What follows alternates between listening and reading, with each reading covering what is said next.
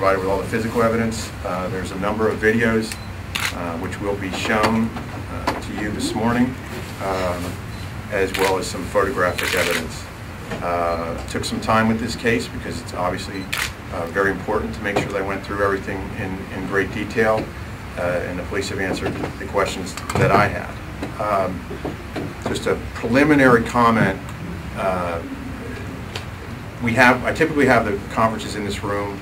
It is a court room, and there may be an event at 9:30. I'll do what I can to get through this.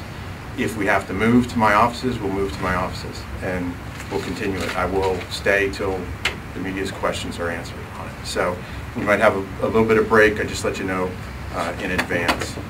The first thing that I want to go over is in essence the law. And remember that my review is a legal review.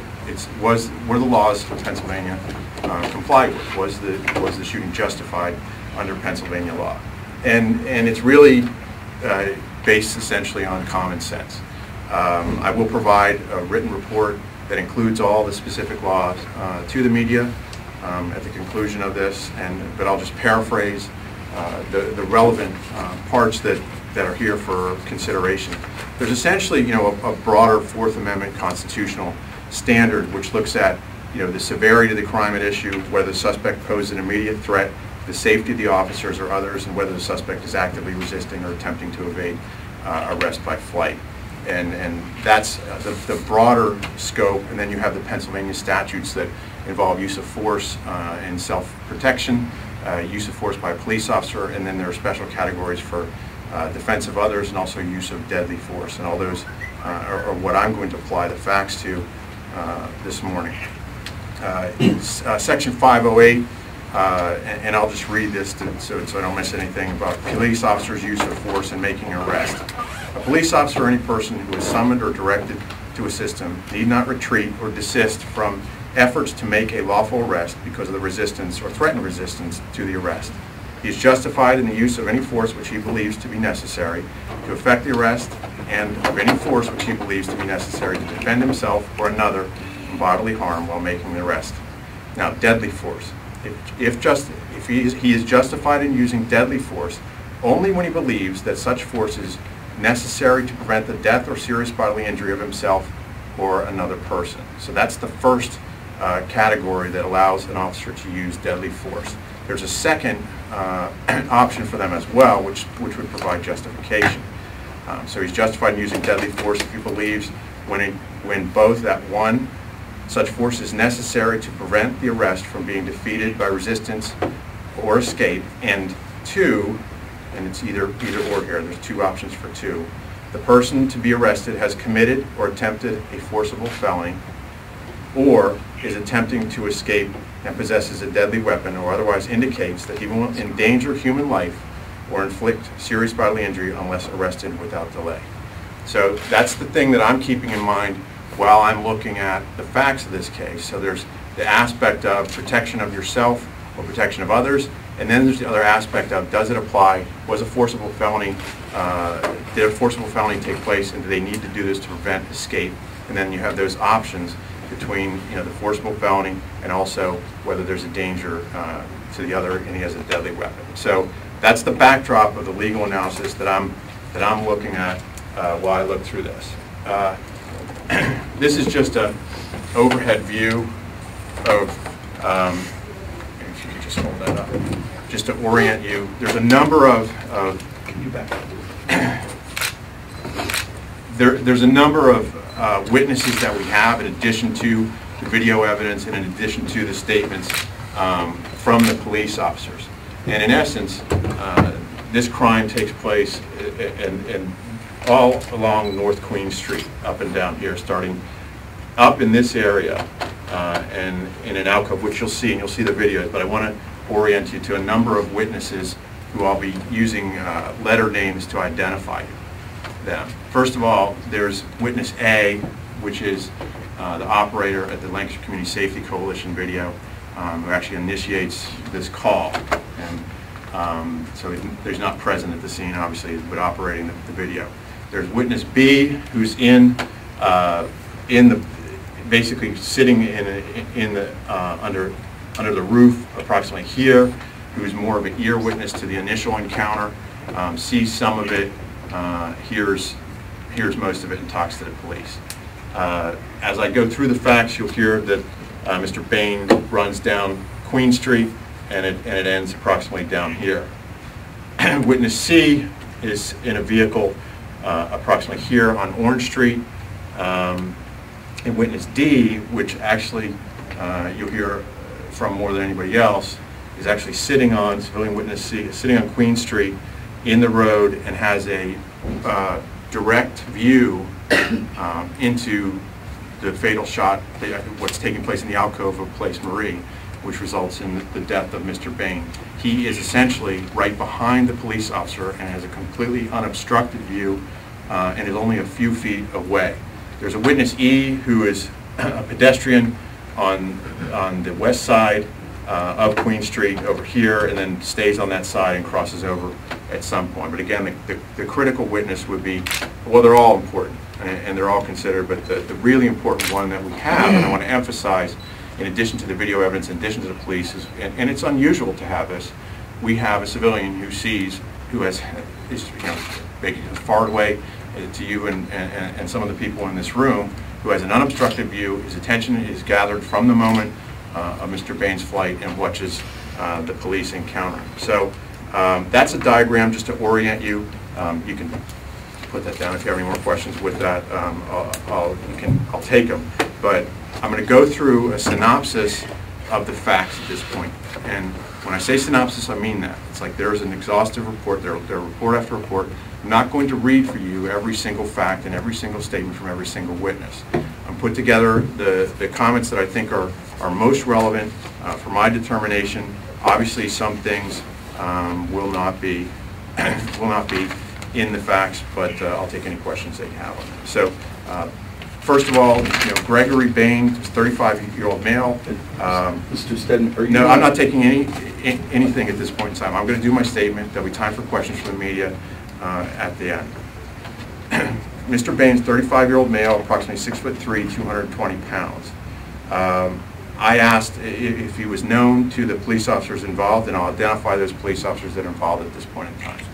Officer Jose De La Torre, Officer Dave Kaminsky, first name? David Kaminsky, and Officer Andrew Nauman are the three police officers that you're going to hear of for the most part. Officer Jose De La Torre is the first to respond. Officer Kaminsky backs him up, and Officer Nauman responds after a pursuit has already begun. Mr. Bain was known to Officer Nauman, but neither Officer De La Torre or Kaminsky recognized or knew Bain from prior police encounters. And there were some scattered encounters over the years. The last most significant charge was, I guess, in 2008. So I'll go into the synopsis at this point in time.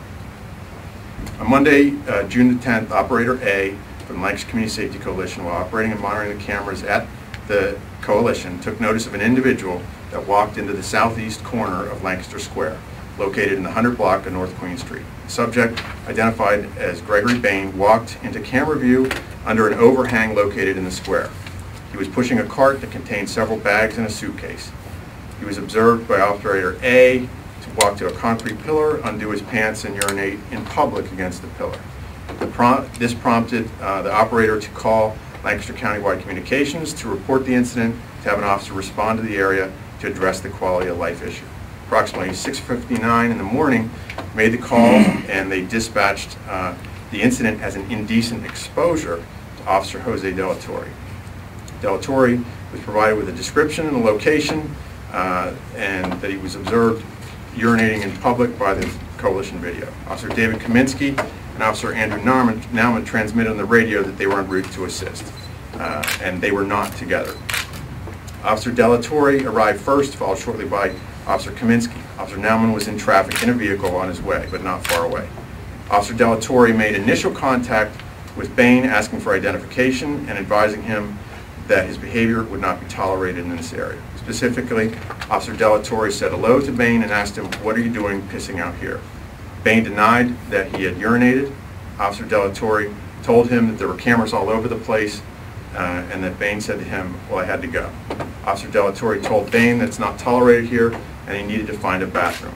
I would note that there is a porta potty open for public use, and there was at that time about 100 yards away, simply across the street, across Queen Street.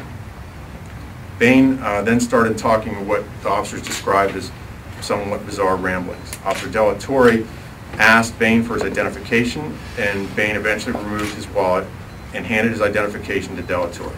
The suspect continued to talk to himself, and Officer Delatorre turned to Kaminsky and said a code word, and Kaminsky agreed. The code terminology that they used is used to identify somebody who's mentally disturbed. The officers did not physically contact Bain and instead remained a substantial distance away, and no weapons were drawn. Bain, however, stepped towards Officer Delatorre twice, and both times Officer Delatorre had to tell him to step back, and you'll see that on the video. Civilian witness B heard the conversation and described the police as trying to be cordial with Bain. Officer Kaminsky stood in a cover position, and without warning, Bain removed a knife from his left pants pocket and attacked Officer Jose Delatorre. If you could show them the knife at this point in time. It's 9 inches in length, has a 4-inch blade, and a 1-inch width. This is obviously not a table butter knife. An extremely dangerous weapon. Officer Kaminsky closed the distance to Bain to assist Delatorre. Delatorre backed up and began to draw his weapon. Bain then turned his attention towards Officer Kaminsky and made slashing movements with that knife as he closed distance on Kaminsky. Meanwhile, Officer Delatorre gave commands to Bain, and Officer Delatorre gave commands to Bain, drew his department-issued weapon, and fired a single round, which missed. Kaminsky drew his weapon but did not fire, considering the potential danger to civilians. Because, as you'll see, Officer Delatorre is facing towards the building. Officer Kaminsky, at this point in time, would have been facing out towards traffic. So for him to fire, had he missed, it's certainly a danger to the public. Bain then began to flee. He went south on Queen Street to the east side with Officer Delatorre and Kaminsky in foot pursuit. The officers gave him numerous commands for him to stop, all of which were ignored. And I can't repeat this enough. Throughout the entire incident, and this is corroborated by the civilian witnesses as well, the police officers continually give him verbal commands, all of which are ignored. The verbal commands are stop, drop the knife, get down on the ground. Over and over they say this to him, and no one has account of it, but it's all corroborated by the civilian witnesses. Civilian witness confirmed that the police yelled at Bain numerous times to stop. I'm sorry. He actually ran into traffic, causing some vehicles to stop. Then they're giving them the verbal commands. Bain retained the knife while running. Officers radioed they were in foot pursuit. This caused Officer Naumann to activate his emergency lights and pull west into the intersection of Orange and Queen Streets in the direction of travel. Officer Naumann joins the foot pursuit, and essentially what happens at this point in time, he's coming down Orange Street. He essentially cuts off Bain's pursuit. Bain almost runs into the vehicle and runs around it and continues his flight. Officer Naumann is closing in on Bain, as well as calling to him. He knows him, so he's calling him by name. But the other officers tell him that Bain has a knife, and that at the same time, Bain turned to face Officer Naumann and brandished the knife towards him. At that point, Officer Naumann appropriately backed off slightly and continued to tell him to stop repeatedly. All the commands were ignored. During the foot pursuit, Officer Kaminsky deployed and fired a taser X-26 in an effort to stop Bain's flight. Although he was hit by the taser was ineffective, and civilian witness C, who was in the vehicle, saw Bain actually pull out a prong which had struck him. Civilian witness D, also in his vehicle, stated that during the chase, Bain stopped in front of his car and turned towards the police with a knife, and his direct quote from him was almost like he was taunting them, taunting the police. Witness D stated he heard the police telling Bain to drop the knife while he was in front of his vehicle on the east side of Queen Street. Bain, however, continued to run until he crossed Queen Street to the west and stops in front of Place Marie at 52 North Queen Street. And I want to point out that, with this, it's an alcove area, and I'll make all these photos available for if you want to see them. But it's not just a straight front with the building. There's an alcove, and you'll see in one of the videos that there's a time where you'll see Bain's feet disappear, and that's because he's going back into the alcove, which the camera cannot see. So when he's basically cornered in that location, Bain turns to face the officers who had essentially cut him off. The entrance to Place Marie was closed at the time and cannot be seen by any video, as I mentioned. Bain initially squared off to face Nauman, who was between the other two officers. So Officer Nauman is in the middle, directly facing Bain. Officer Jose De La Torre is to his right, and Officer Kaminsky is to his left, and Bain's in front. Bain then moved back into the alcove of the entrance, still facing the officer and still holding the knife. At this time, all three officers repeatedly commanded Bain to drop the knife, which he still held in his right hand. Witness D stated that the police told Bain to drop the knife or they were going to tase him. Witness C heard the police yelling at Bain to get down on the ground. Civilian witness E, who was down the street, also confirmed that the police gave numerous verbal commands to stop and get down on the ground, all of which were ignored. Bain instead again took an offensive posture, which caused Officer Kaminsky to deploy a second cartridge from his taser. The taser missed. It should be noted that only Kaminsky had a taser of the three officers on his person, and that was his last cartridge. So he has two cartridges of taser. He fired and hit once. Mr. Bain had pulled that out of his body, had no effect, and then he missed at this occasion. The officers were now approximately 10 feet from Bain. Witness C, whose view was now somewhat obstructed by a tree, remember he's looking sort of down the street and across, stated the officers were at this point loudly yelling at Bain to get down on the ground in terms that were as plain as day, and that's a direct quote from that witness. Bain then locked eyes with Officer Nauman and advanced directly towards him with the knife. Officer De La Torre fired one shot from his duty weapon, which missed and did not stop Bain from continuing his advance. Nauman was still giving commands to Bain and believed he was about to be attacked as he's coming towards Nauman when De La Torre fired the second shot about 1 second after the first, striking Bain once in the lower abdomen and causing him to fall to the ground. Witness D described it and stated there was an officer on either side of Bain, and he lunged at the officer in the middle, and the police shot him. Witness D specifically stated he did not think the police did anything wrong and acted inappropriately. He stated that they yelled at him, they tried to taser, and he had plenty of time to drop the knife. It should be noted that Witness D, as I said before, had the direct, unobstructed view of the confrontation at Place Marie. And I'm actually going to read you a little bit of the more detailed statements from Witness D, the civilian witness who's there. The question is, what happened then when he was running on the sidewalk? Answer: he paused and turned and looked back in the direction he came from. The next thing I seen was there were two cops chasing him at that time. He came diagonally across the street, stopped right in front of my car, and looked back at the police, almost like he was taunting them. I figured it's no use for me jumping out on him. A third cop appeared to come up from my left rear in a bike cop suit. I assume he was on a bike or a bike cop. The guy ran up on the sidewalk and on the left side and stopped, and he had a knife in his hand, and they were hollering at him to put the knife down or they were going to tase him. I think they did tase him 2 times. What hand did he have the knife in? His right hand. What did the knife look like? And he describes the knife as a dark handled, black, it was big, could be seen sticking out the front and back of his hand. Where did you see them tase him? And he describes the alcove. There's an alcove in the back.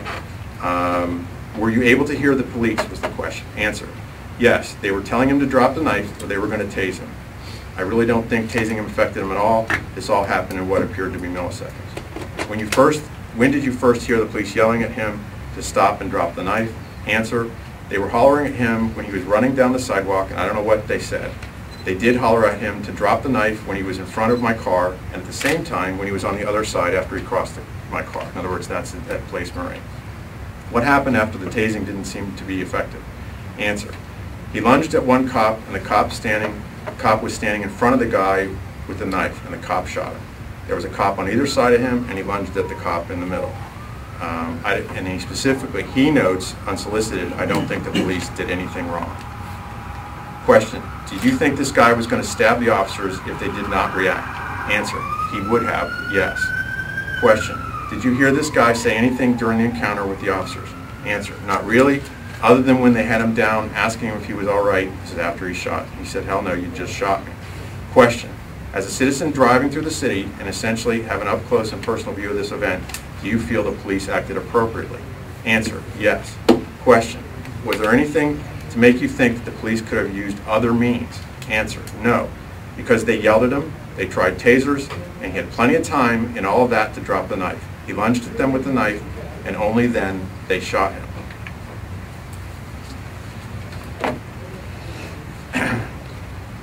After he was down, the knife was kicked by Officer Kaminsky from his hand. He didn't drop it, it was kicked from him. A few feet away, Bain was then taken into custody. After some additional resistance, he wouldn't bring his hands out. And unbeknownst to them at the time, in his right pocket, he actually had another edged weapon, which is here, more of a traditional box cutter thing. And I'll just on a side note, and you'll see the pictures of it, he had quite a collection of edged weapons in his possession. 2 on his person, the knife, the box cutter, and then I believe about 6 or more amongst his belongings, which he had. So he had a number of weapons. These are the 2 that are obviously the only ones that are relevant to this event. So the knife was kicked from him, he was taken into custody, medical help was summoned immediately, and he was transported to Lancaster General Hospital, where he died from the gunshot wound. He died from a single gunshot wound to the left side of his lower abdomen that traveled left to right, passing through his bowel and his iliac vein on the right side, causing massive blood loss. The bullet trajectory is consistent from where Officer Delatorre was standing, which was off to his left side. So it actually essentially goes in more towards a hip level and traveled slightly downward across him and hit what I understand is a major vein, the vein counterpart to the femoral artery, and that causes him to unfortunately bleed to death. They tried valiant efforts at the hospital. They gave him a lot of blood, but obviously he didn't make it. So the evidence that I looked at are 4 related videos, 3 of which I'll show today. One is Andy Nauman's car, and if you could bring that up again, it shows nothing, and the reason it shows nothing is Officer Nauman pulls his car down here on Orange Street. He pulls it across, parks here, approximately on this corner. His camera's facing down Orange Street. The flight goes behind him and down here to Place Marie. So it shows that there's nothing relevant on that, but you'll see the confirming of that in the other videos as well. The evidence, obviously, the firearms, the tasers, the knives that you've seen, the possessions that he had, photographs, and scene evidence. I think at this time, what we'll do is show you the videos.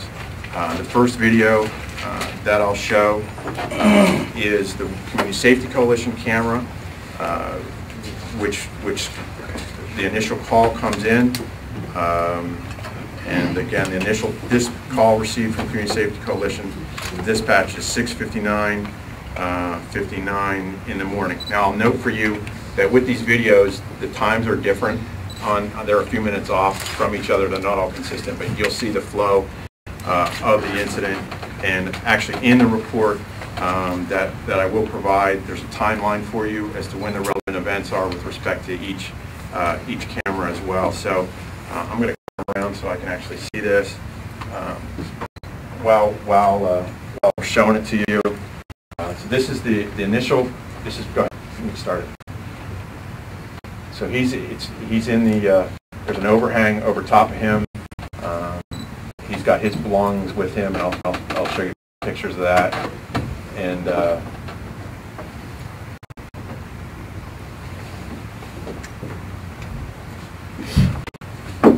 we'll fast forward this after this. This is the urination.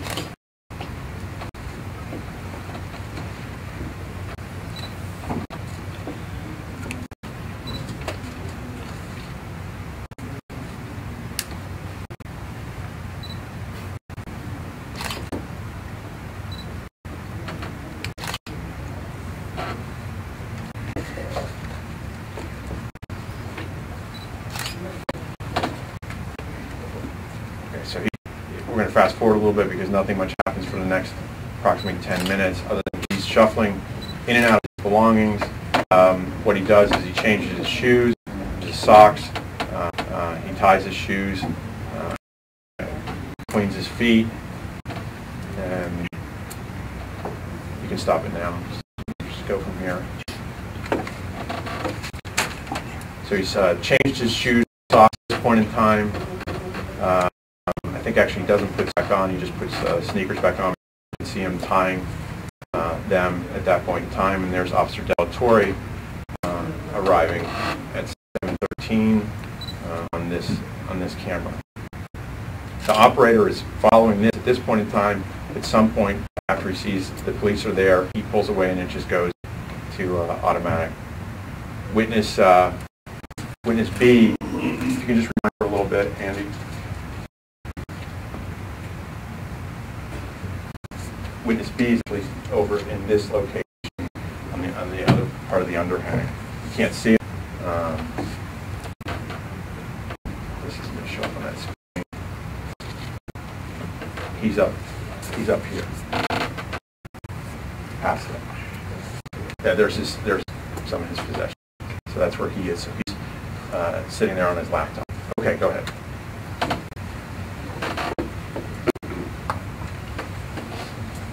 And the important thing that I'm looking for here is, are the police having physical custody, touching him? You can see that Mr. Bain has got his hands in his pocket. As we now know, there's a box cutter in there. He's scanning the perimeter. Obviously not know why, but he is looking around. So I'm looking for anything.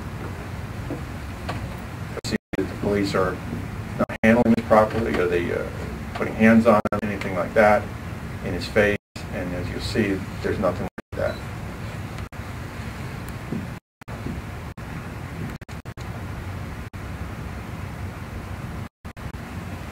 Like the only physical contact that they have with him, you can say that, is when he changes his identification. You'll see. You can see that Mr. Bain is obviously agitated and actually approaches the Broad shoulders. Could you lean down a little? We can't see. Look, I mean, this is a preference, so the media takes precedence here.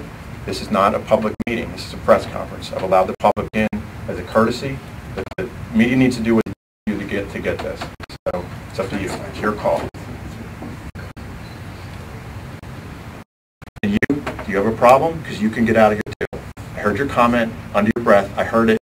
It's not appreciated. It's a solemn event. Wipe the smile off your face and talk about the death of a man, police shooting. And it's a Constitution, the First Amendment. You can't say media news.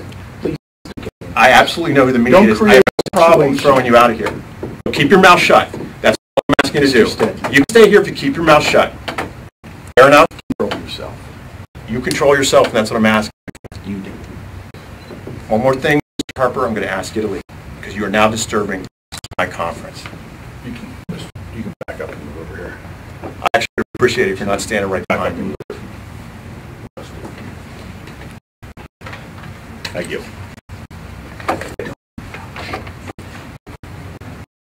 Kaminsky is in there. He's asking for his identification. You can see him. Officer Delatorre asks him to step back, points towards the wall, and he complies. Once again, Mr. Bain approaches him, and again, Officer Delatorre, you can see, gestures to him and tells him to step back. Now, I'll note that, pause for a second there, he's already tied his shoes just a minute or two before, a couple minutes before this. He's now retying them, even though he just tied them. The speculation and the way I take it is he's getting ready to do something, and in fact does. Go ahead.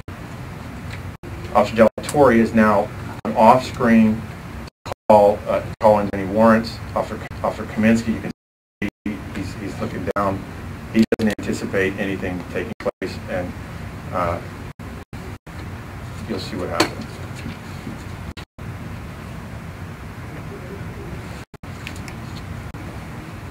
Okay, so I want to rewind that again. what you'll see and what you see is that the police are nowhere near him. They're not approaching him. Del Torre is off screen calling it in. Kaminsky's standing there with his hands folded. Mr. Bain goes into his pocket, pulls out the knife that you've seen, and goes right at Del Torre. Just real slow.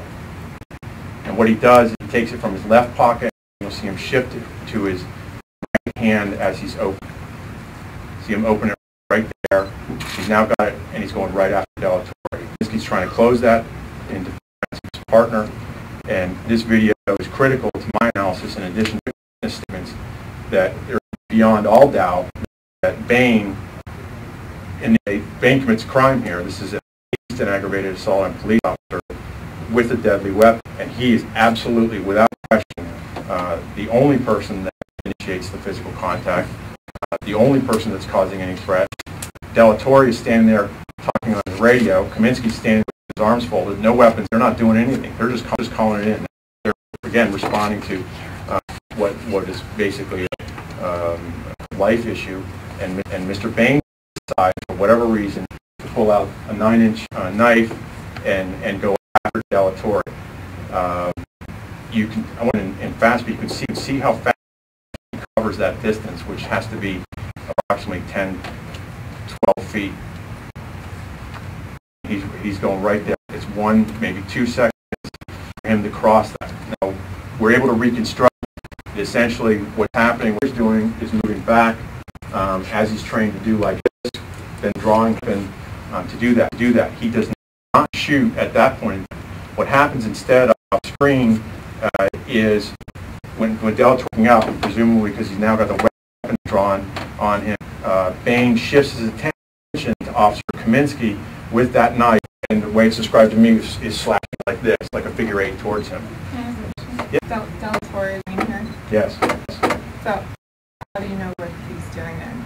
Well, there's from both police officers. Remember, all of this is, what I'm telling you is my factual conclusions based on a combination of all the evidence.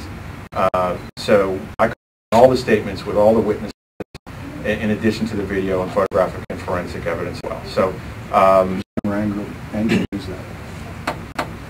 you will see all the cameras, all the videos that capture everything on screen for this event will be shown this morning. Let me go forward my presentation, and then I will answer every question from the media that you have.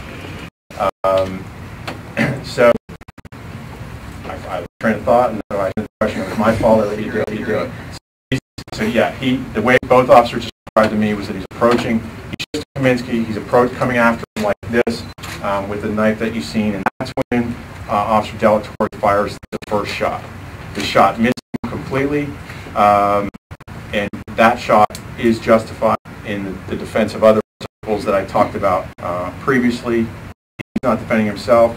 He does take a shot at Officer Bain to stop him from slashing his partner to death, or at best, causing bodily injury. That's what caused Bain then to start the flight, which you'll see some of which on camera. So, go to show the very end of this, and it goes off screen, and that's the end of it. But again, as I said, this is absolutely critical to me, and it leaves no doubt with anybody's mind that Officer Bain causes this to take place and ratcheted it up to use potentially deadly force. What was in his mind? We'll never know what was in his mind. That's not important to me for my analysis as to whether the police are justified in what they do, because now they have a situation of at least aggravated assault on a police officer, who's a 220-pound man now, who's the police, still has a knife, and is released in the city. So they have choices to make. So if you switch to the second video, this video, you'll see this is Orange Street looking up. You can just keep it paused there. I'll orient everybody to it. You're going to see the pursuit on this way across the street. You'll see Officer Nauman's car across to a front here. I'll again, witness E is here on this corner, and then crosses on this side. Witness C is in a vehicle on Orange Street at this intersection with the light, and then witness C you get to, and you'll see his viewpoint on the other camera. What you're going to look for video is the pursuit coming from left to right. And you'll also see the Kaminsky with the taser and hold, extending the taser, and you'll see Officer Nauman's pursuit.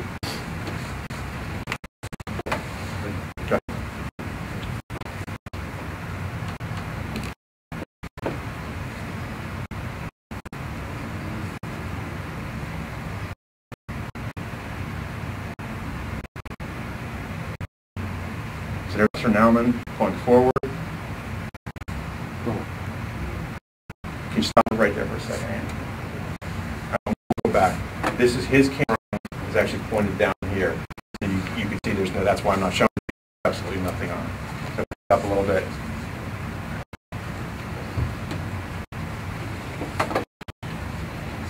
Is this real time, the video, or is there delays, or like every? It's a real time.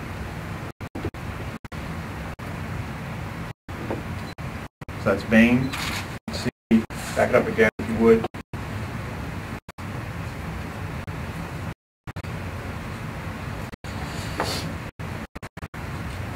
Okay.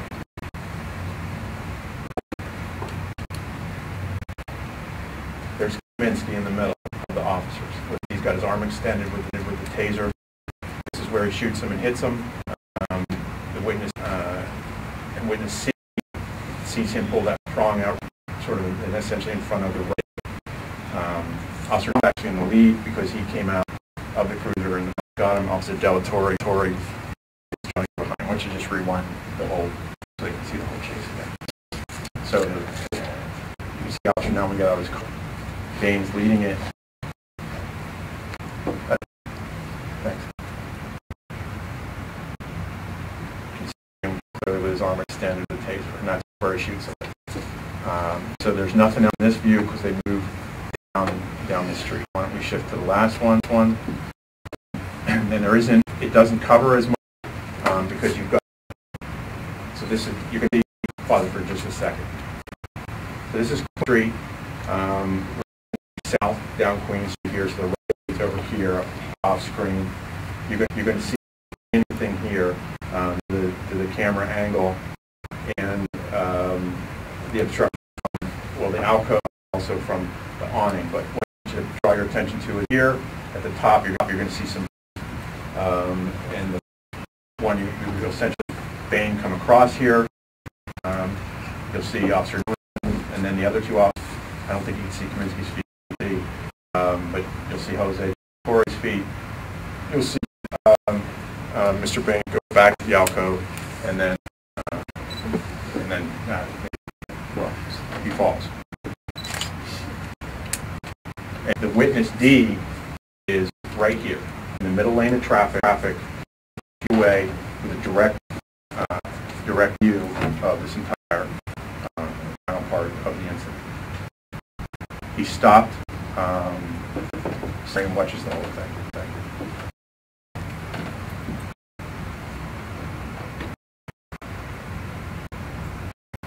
And again, all the times are different on camera.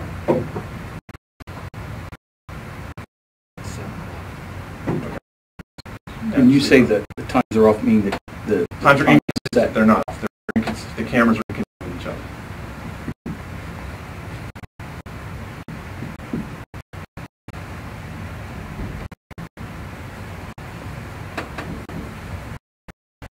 You'll see traffic just start to slow down when Officer pulls his vehicle in the intersection. Thereafter, you'll see him.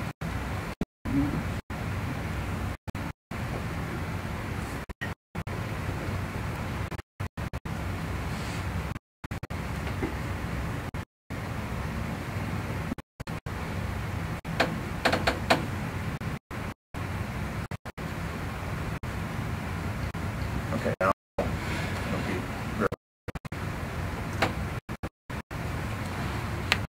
that's Bain's feet. Back into the alcove. And that's when he shot. He falls forward, which is consistent with his move forward. You're shot with a weapon and moving back, you're gonna fall straight, or same thing, stationary forward, which is consistent with what the witness says. You want to show that one? This is Officer Delatory here. He's the closest to us. That's Officer Kaminsky, who again is with the taser first, and now in the middle.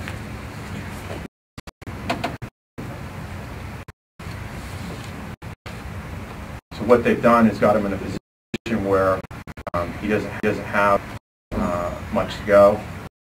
There's Officer Nauman standing right there on the edge of the sidewalk. Yeah.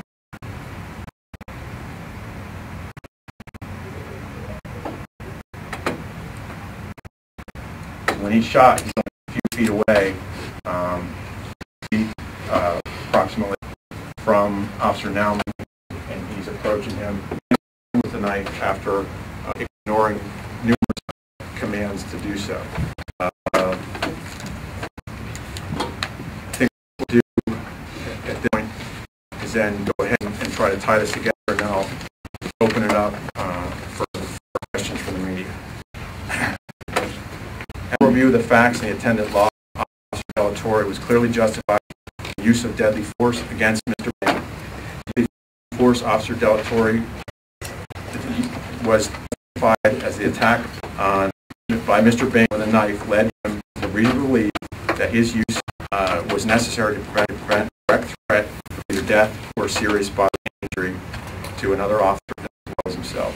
Further, Officer Delatory was additionally justified in the use of force that Mr. Bain was attempting to escape for perpetrating a forcible felony with a weapon. The crime is severe, potentially either aggravated assault or the attempted murder of the officer. Mr. Bain poses significant immediate threat of death or serious bodily injury to all officers and any nearby persons, and Mr. Bain attempting to evade that arrest, fleeing the initial point of contact. Such force was necessary to prevent the arrest from being committed by resistance or escape. Finally, because Delatory was justified in his use of deadly force, in the performance of his duties, he was not under a duty to the officer involved showed critical decision making and attempts to escalate the level of force to take Bain prior to the. There's absolutely no disputing from the video footage evidence that Bain attacks Officer Delatory in 28 seconds of Delatory walking out of the view and calling his information into Lancaster County-wide communications. Bain he closes the distance between himself and Officer Delatory within 2 seconds. There's also no dispute from the video and the witness statements that the officer did not provoke, assault, use any force against Bain, causing him to attack. The reason Bain attacked will never be known. Death. However, Bain's reason for attacking in the course of their duties is irrelevant to my determination.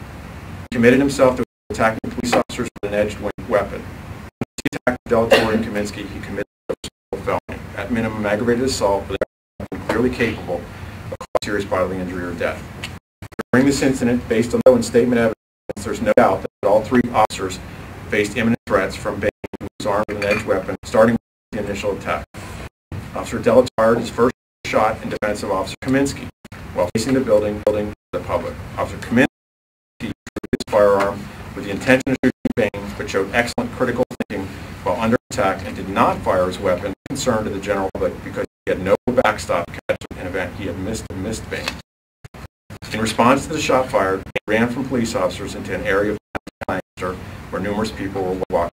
Officer Kaminsky and Delatory could have legally continued to respond with deadly force as he's running under the because now he's committed that forcible felony. He's got the dangers in both prongs he actually needs, but chose not to due to the vehicular traffic and pedestrian traffic in the area. Instead, after being arrested with a deadly weapon, Kaminsky de-escalates the force and attempts to use less than lethal force by deploying the taser. The deployment was ineffective.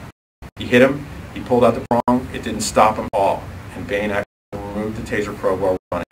Bain then ended his flight at the brink. The officers have now repeatedly given Bain commands to drop the knife, all of which have been ignored. The entire incident would have ended with Bain being taken into custody had he just dropped the knife. All he had to do. Instead, he ignored the officer's commands, and Officer Kaminsky again attempted to deploy the second taser cartridge. This again shows incredible restraint of the officers. and demonstrates they did not want to use lethal force against Bain unless it was absolutely necessary. Officers Nauman and Delatorre both had their firearms out and were ready positioned when Bain and giving Bain hands. And even though it failed to slow Bain first shot, Officer Kaminsky again deployed his taser when he refused to the knife. The taser missed, and Kaminsky had no taser cartridges. The officers now faced choices. First, they could retreat and let him go into the, allowing a 6'3", 220-pound man with a dangerous knife who had just attacked the police to come to the street would have posed an enormous risk to all members of the public and would have been beyond irresponsible. Option 2 would be to holster their firearms and engage in physical hand-to-hand combat with Bain. This choice is equally absurd and could well have led to the death and serious bodily injury of one or more officers and would not have guaranteed apprehension, and thus possibly could have led to additional deaths or other violence to the public. The third, and unfortunately only real reasonable choice left, was to shoot. Officer Delatorre fired his pistol when Bain refused to get down, refused to drop the knife, and advanced towards Officer Nauman, and you saw how close they were. Officer Delatorre realized that this shot, the first one at this part, had no effect on Bain. Bain continued his movement forward, so Delatorre fired a second time, causing him to fall Bain to fall to the ground. Officer Delatorre demonstrated critical thinking, allowing Officer Kaminsky to again deploy less than lethal force, which unfortunately had no effect. He then recognized Bain's advance towards Officer Nauman and took a weapon in defense of his other officer. Assuming that the shot had no effect on Bain and that Bain continued his forward progress, he fired a second time, ending the imminent lethal threat from Bain. Officer Delatorre was able to recognize that Bain was no longer an imminent lethal threat and did not fire any additional shots after he was down. The officers on scene summoned immediate attention, assumed he was shot because he fell without actually injury, so they took a chance at that point in time. He did not do the knife, they had to kick it from him, kicked it away from his body. But it allowed them to do that. So I think the one thing to keep in mind in addition to this, with that final encounter, is that you see the three officers have him essentially cornered. And Bain has really nowhere to go at that point in time. He can either surrender, drop the knife. He would have been taken into custody at that point in time. He chooses the worst option, which leads to his death. His choices absolutely led to his death. Delatorre had very little time to make a decision on what to do, because as Bain goes forward, and the farther he goes forward, you can see they set up that sort of cover position. If Delatorre lets him cross too far and he missed twice charting a moving target, risking Kaminsky or civilian shooting down the street. He takes just before that time, and we're fortunate that another officer wasn't hit. Officer Nauman was prepared to fire and would have fired in his statement had Delatorre not stopped him at that point in time to protect his own life, because he stands a few feet away. Bain, who has a very large knife and had been willing to attack this officer with it just moments before. So this is obviously an unfortunate case. It's a solemn case. We did talk to an individual who knew Bain for many years, and it did surprise him, and he had the volatility of Mr. Bain, and from the really essentially the beginning contact with the officer that he's agitated, and that's what unfortunately led to this. So my job again is to do the legal analysis, whether they're justified. There's just no question about it. This isn't a close call. This case is closed. So I'll take questions from the meeting. When they have cornered and he's, we have him cornered when they shoot him, but you're saying that he's come at them, which is why they shoot him. But in the video, and maybe I just missed it, it looked like he was backing up. Correct. And then he fell. He had already shot and took some steps back and then fell, or was he backing up when they shot him? He backs up out into the alcove, and the witness confirms this as well, that he backs off screen and the coming out. So it's a little bit deceptive because you don't have that on video. But that's why I noted for you, so that civilian witness. It's not just officers saying this. In fact, a civilian witness used the word lunge. The police officers never used that word. So, but they all are consistent. He goes into the alcove. He's looking around. I don't know if he's looking for a way out or a way back. We don't know. He backs up. That's what's critical. And he starts coming forward again with a knife. So they have to make choices. And I told you what the three choices are, and have to make the difficult choice to do what they did. Actually, it hits them low, and still cause the result of the loss of life. So I can't emphasize enough that civilian who's right behind, looking straight at. And both shots were just right like that. He missed there's about a second in between, so he actually still has an opportunity to stop again, and he chooses not to do it. So that second he's been shot at, he's been tased, and hit once, tased another time. He's told time and time again to stop, get down on the ground, and he makes it again. I can't speculate what's going on in his mind, but the police officers don't have to wait to find out with whether a knife in his throat. They've got to do what they've got to do. They have a right to stand their ground. As citizens, we talk about that, the change in the law.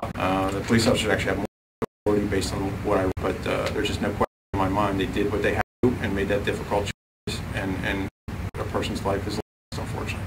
It shows him being shot 4 minutes before it showed this initial scene, which is 7:15, and you said the cameras aren't calibrated.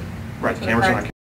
Isn't that can you explain why they're not calibrated at the right time? And isn't that a broader problem for solving all kinds of problems and crimes in the city if the cameras aren't on the same time? Well, you got to understand the cameras. So one is Community Safe Coalition video, the other two are cameras. So there's no authority by the police to tell them to calibrate their cameras. And the nice thing is, you can see that they're not calibrated. You know where the incident started and followed down. So for my purposes, the exact time stamp was really not relevant. What's more important is the content and substance of it. And did you say there was an operator for this initial video at the Lancaster Safe Coalition? Correct. Zooming in and out and right, and then after police get there, he sees a guy running on the street. It's called indecent exposure. This isn't the biggest priority in his mind. He has no idea, and the police officer have no idea to turn into this. Understanding from what his statement is, he turned attention away to other things. Then it's just left on automatic. Had he known Mr. King was going to attack him with a knife, I'm sure that he would have made efforts to manipulate the camera to follow as much as possible. He thinks, and I think all of us do, when we see that initial encounter, there's nothing going on. The Deltori's standing there talking to him. He tells him to step back. The only person really agitated is Mr. King. But even from that, there's nothing to indicate he's going to attack him tonight. No one foresaw this. When he lunged, this camera was on automatic, and the operator wasn't deliberately trying to show the police officer. Correct. You said only one officer had the taser gun. Is it standard for all officers to carry tasers? I'll have to defer to the chief on that. What do you want to answer that? Sure. We were using tasers over 2009 after extensive training. Most patrol officers have been trained and certified. Part of that training is to be tasered before certified. The officer that carries a taser has themselves been tased as part of the training. And not every patrol officer has it. The training takes a while, and at this point, probably 90% of officers are certified into that. I mean, if you think, if he was sticking, he might have been. I mean, well, the attorney described the cartridges. He used both cartridges. At that point, that was not any longer. Chief, which were authorized to use a taser? Officer Kaminsky But you did not have no, taser. they did not. Did they have other non-fatal weapons? Police officer did to a sidearm carry. That's a collapsible stick, if you will. And, there is absolutely no way I would expect a police officer with a 6'8", 220-pound man wielding a dangerous weapon to try and disarm with a 2-foot-long bat because they of getting the case they missed trying to get it out of his hand. And questions even asked. Ballistic vests. Those vests are designed to protect them. They cover vital organs like the heart, the lungs. Do not protect you from neck wounds, underarm wounds, stomach wounds, back wounds. Not only that, the Kevlar noose is made to stop. It does not necessarily protect you from agents. It may protect you from a wound, but it's only going to protect you from a training wound. Not lethal weapons. Asp and okay. Which certainly would be, Chris, to try to do in a foot pursuit and a knife. And maybe history is not very effective on people. Adrenaline or people. It's not an option. And you have to remember, he actually was hit. It had no effect. So just moments before he shot, the taser hits him and stopped him. So, is there only one? What's the phrase? Only one is to him? You said two. There's two cartridges. Okay. When he's chasing in that video, he's got the taser. Hits him with the taser. There's one that goes into his back area. Keeps that out. It has no effect. It doesn't stop him.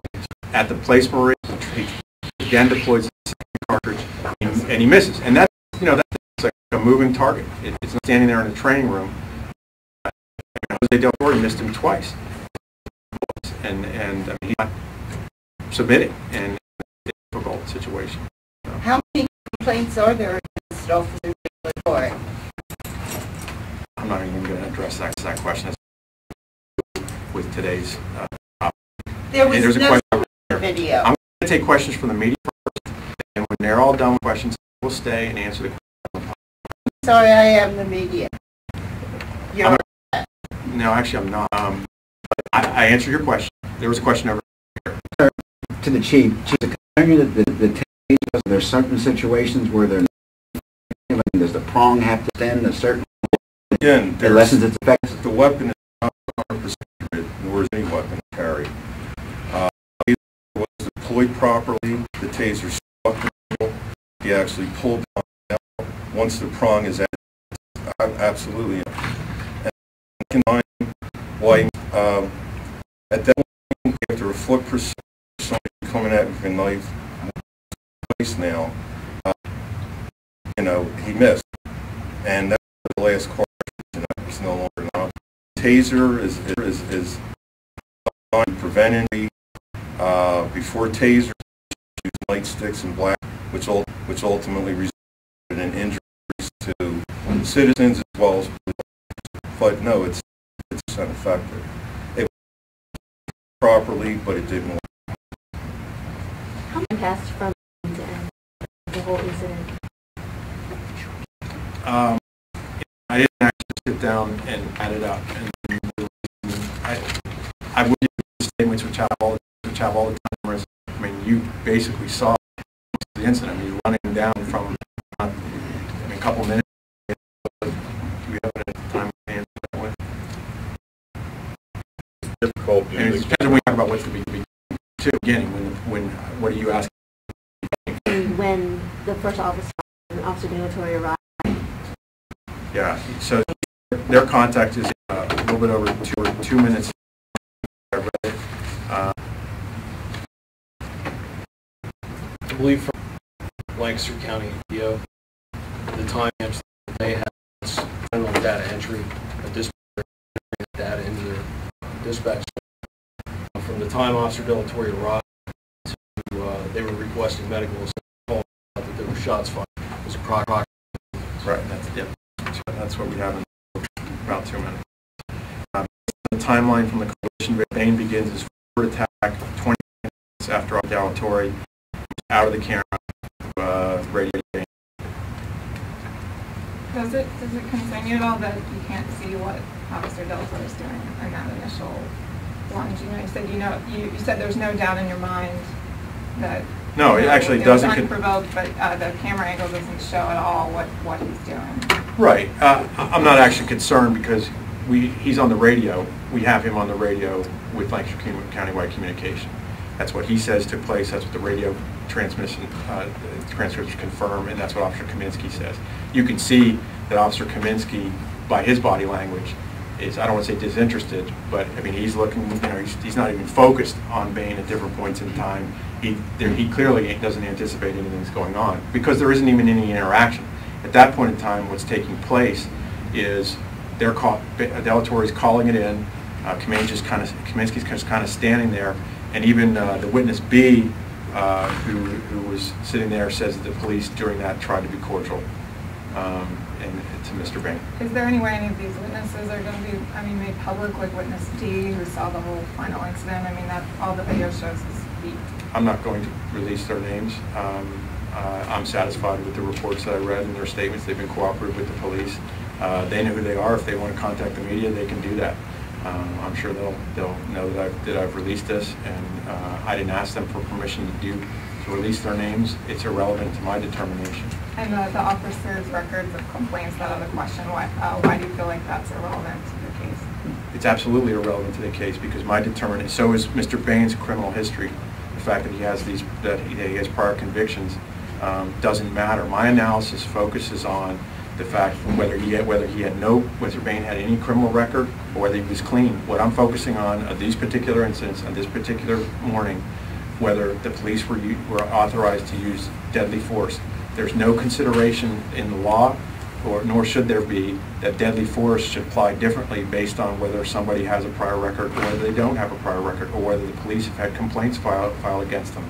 We're talking about the taking of use of deadly force in someone's life. What it took place in their past, in anyone's past, and this is irrelevant to my determination. You go on the facts of that. No one's treated any differently. I mean, I don't treat Mr. Bain any worse because he had a criminal record. He's treated exactly the same as if someone didn't have it. And whatever, if the police, whatever complaints have been filed against them, absolutely irrelevant to my determination. Well, isn't that the central question, though, is whether he had to die or whether something else could have happened? I mean, so why? I think I've answered that question, and I have answered that question, and I've told you, and you're not going to get anybody that's going to tell you that in law enforcement that's going to tell you that anybody's prior record or the police officer's service record is relevant. What's relevant is, were they justified in using deadly force based on the facts that presented themselves? That's it. That's all. That's my determination. I'm not here to say anything beyond that. And I mean, I understand what you're saying, but it's irrelevant. But you didn't say at the end of your comments that you spoke to somebody who knew Bain and that you weren't surprised, or that this person was That's surprised. irrelevant to my determination. That's just more corroboration. That's absolutely irrelevant to the legal determination as to whether it's justified. That's that officer's record be then more corroboration of whether he, never does this kind of thing, or whether it's. I don't know how many times I've answered. I'll answer it again, I guess. It The seems police. relevant. And then we're going to have a difference of opinion. In my mind, the police officers' records are irrelevant. I have video evidence. I have civilian witnesses. I mean, I hope you're not suggesting that if a police officer had something in their past that maybe they didn't have a perfect record, that they should stand and allow somebody to stab them in the throat with a knife. I mean, that's absolutely absurd. Was there trigger? They're relevant. That's the question. No, that's not what I'm Is he trigger happy? suggesting at all, but you said it's corroborating evidence that Bain, this person you spoke to, said Bain would have done this type of thing. Well, he didn't specifically say he would have attacked a police officer. And that's merely going into some background of Mr. Bain. I think some of the questions going forward are trying to determine, why Mr. Bain did this. That's not my part of my analysis and my conclusion. Whether he's a good person, a bad person, totally irrelevant. Obviously, there's a broader perspective of why we would like to know why he did this. That person that we grew up with provided some insight, but it is completely irrelevant to the determination that I made. Right, so your analysis is only focusing on the actions of the police, correct? Actions of everyone involved, and Mr. Bain as well. And yes, that because is irrelevant. Police officers. Boy, all right, I'm just going to move on. I think I've answered that. Craig, I have a complaint that Craig, was lodged Mr. against Hawks, De Mr. La Hawks. Torre. you've gone into detail about Officer De La Torre's decision to fire the fatal shot. Right. The two other officers did not fire. What was their position for at that moment? Okay, that's a good question. Officer Kaminsky was shifting now to his duty weapon. So remember, he had the taser out and he fired that. So he was not in a position to fire at that point in time because he was shifting to it. Officer Nauman had his weapon deployed and was ready to fire, and told his statement that had he not been shot by Officer Delatorre, Officer Nauman would have discharged his weapon and shot Mr. Banks. So pulled, aimed, ready to shoot? Yes. He was ready to shoot. He was ready to shoot, yeah. But he did not. Why did he pause? Did he pause? Well, Officer Delatorre shot him before Officer Nauman did, and that's the facts. And he said he was going to shoot him.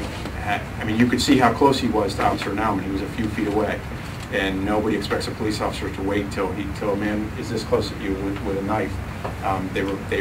Remember, from my legal analysis, there's the second prong that forcible felon who's fleeing, and you need the deadly force to overcome the resistance. They could have shot him running down the street. And so I think, and that's why I say, they all used incredible restraint, particularly going down to non-deadly force.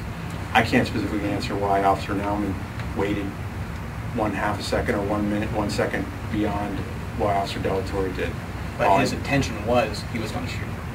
His statement to the police was, had he not been shot, had he not fallen, that he would have shot to protect his own life.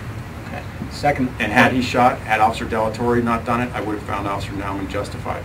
Question about process of this investigation is conducted by the city police department. Yes. Of their own members.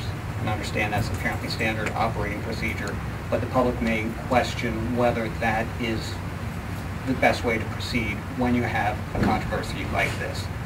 Well, to me, this isn't a controversial case, but, I understand your question. Just in general. Yeah, in this case, it just doesn't matter because we have so much. We have the video evidence. I have all the civilian witnesses. I could take no statements from the police and just go on the video statements and the civilian witnesses, and we'd come to the same conclusion. I think that's a good question. In my opinion, I believe that to avoid those kind of questions, that it might be better to have another department do it, but it matters not in this case, and that's a discussion that that's ongoing, and different departments handle it different ways. I find nothing inappropriate with what the police did here. I'm satisfied with the reports. I think it's a good question, and as I say, different departments handle it differently. But in this is not a detailed investigation. This is basically, what did you see? And there's we didn't have to get any informants or work. These are witnesses that we know who they are from the videos, and we're just asking them what they saw. And the interviews were over rather quickly with this. So I appreciate the question. I think, like I said, I'm cognizant of that. I have my own feelings on it, but in this case, it's just irrelevant. What's the status of those officers? Are they? I don't know. Back to work? I don't know, Chief. Yeah, they will. Officer Delatorre is back to work within the next few days. The other two officers are back to work. Did your legal analysis include Brower versus Inouye County, U.S. Supreme Court, 1989, which involved a case? Let me hold you for a second. Any more questions from the media? I will answer your questions. You said the witnesses were very cooperative with you. I mean, did they at all feel threatened by this guy as this was happening? Well, I didn't read any statements that indicated that they personally felt threatened. Again, the two witnesses are in the car. The other witness is down the street. So I didn't get any indication from the reports that they personally felt threatened. Now, had they been out on the street, standing close to this guy as he's running with a knife, I think it'd be fair to conclude that anyone would have felt threatened by a large man who's running from the police with a knife like that. But they didn't specifically indicate that. The one individual, the main witness D, is sitting in his car a few feet away, but he's got an officer in between him and Mr. Bain. Anything else from the media at all? A question for the chief. The DA focused on the legal aspect of this. I'm curious about just operating procedure aspect of this, is there anything internal that the police department does to look further into what happened in terms of, you know, can we learn from this? Can we try to avoid something like this in the future? Yeah, every incident is a learning opportunity. In this case, the officers followed proper procedure. The question earlier You're about... saying, so no procedure was violated? No, it wasn't. Okay. In addition, the question earlier about Officer De La Torre stepping out of view of the camera, tactically that was a sound move. He was using his radio to contact countywide radio. He distanced himself, which is appropriate because you can't be on the radio and focus on the subject at the same time. And probably, quite frankly, might even saved his life. If he stayed close to him while he's using that radio and that man pulled a knife out and attacked him, he probably would have gotten at him before he had a chance to defend himself. And also, as the district attorney mentioned, all of them showed extreme constraint. Well, under law, they were allowed to, and somebody said trigger happy earlier, trigger happy would have been just indiscriminately firing at the male in a crowded intersection, multiple vehicles, multiple pedestrians. That didn't occur. The officer that was the initial attack, the one officer had a clear shot at him, but he didn't take it because if he missed, he would hit any person or vehicle moving north on Queen Street. So that didn't occur. The only time that the second round of shots occurred when they literally had him in an alcove in front of a business that was closed at the time with no visible pedestrians behind him, and that was what I say that he showed restraint. Had he somehow got past them and started running again, no, they wouldn't have fired because they would have been back on Queen Street again with multiple people, multiple cars. Was De La Torre the one that stepped out and raided it in? I thought he was the one that was standing there like this. No, Kaminsky. Oh, Kaminsky is standing there. Yes. Okay. Can you the camera timestamp, you said the discrepancies because some are private, some are Lancaster's Public Safety Coalition. Yes. Are those safety coalition cameras all calibrated to the exact same time? I believe they are. I'm not 100% sure, but I think they are. Yes. Chief's saying yes. Is there any documentation to show that Mr. Bain didn't have a mental illness or anything like that? I'm not aware of any documentation that he did, and one of the things that you're looking at too is the police noticed that he's making some bizarre statements, and they make the code that I described to themselves, but there's nothing. We have that 302 commitment. He has to demonstrate he's a danger to himself or others. He's not demonstrating a danger to himself or others by talking some bizarre things at that point in time, so they really have no option. There seems to be, he's making some, they believe that he might have been mentally ill based on his statements.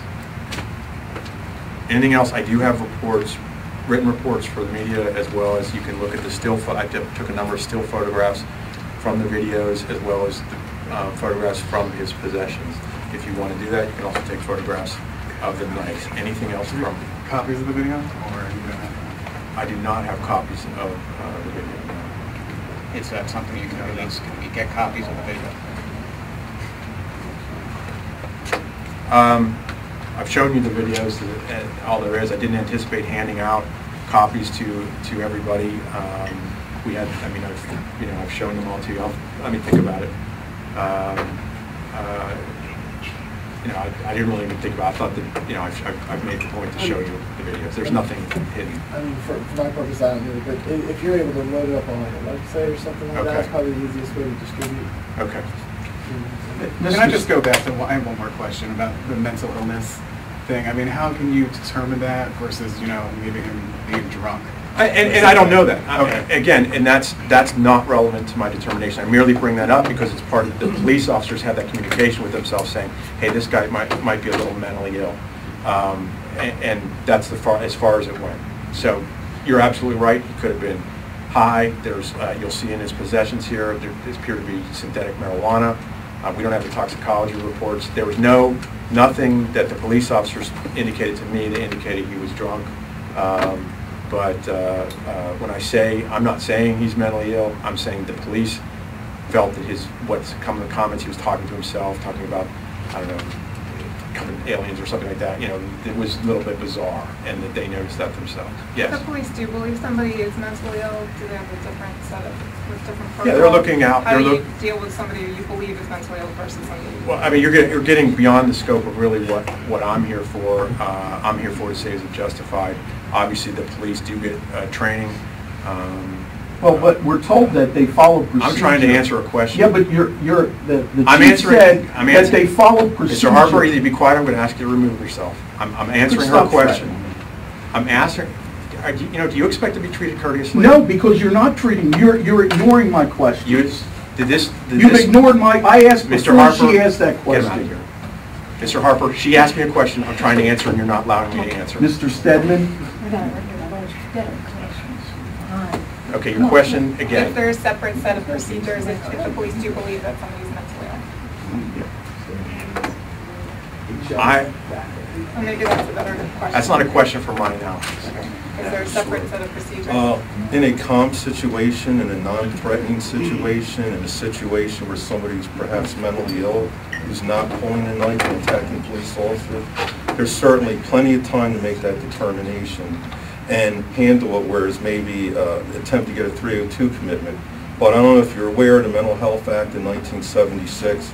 It's pretty comprehensive, and you cannot commit somebody just for ramblings. And even if he chose not to do what he did, and the officers tried to get a 302 commitment on him, they most likely would not have been successful in attaining that, because it's not against the law to ramble. The Mental Health Act clearly states that you just can't commit somebody because they walk the streets and ramble. Anything else? Okay. Here's copies of the report if you want it. And you can feel free to take pictures of it if you want any of the stills from the video.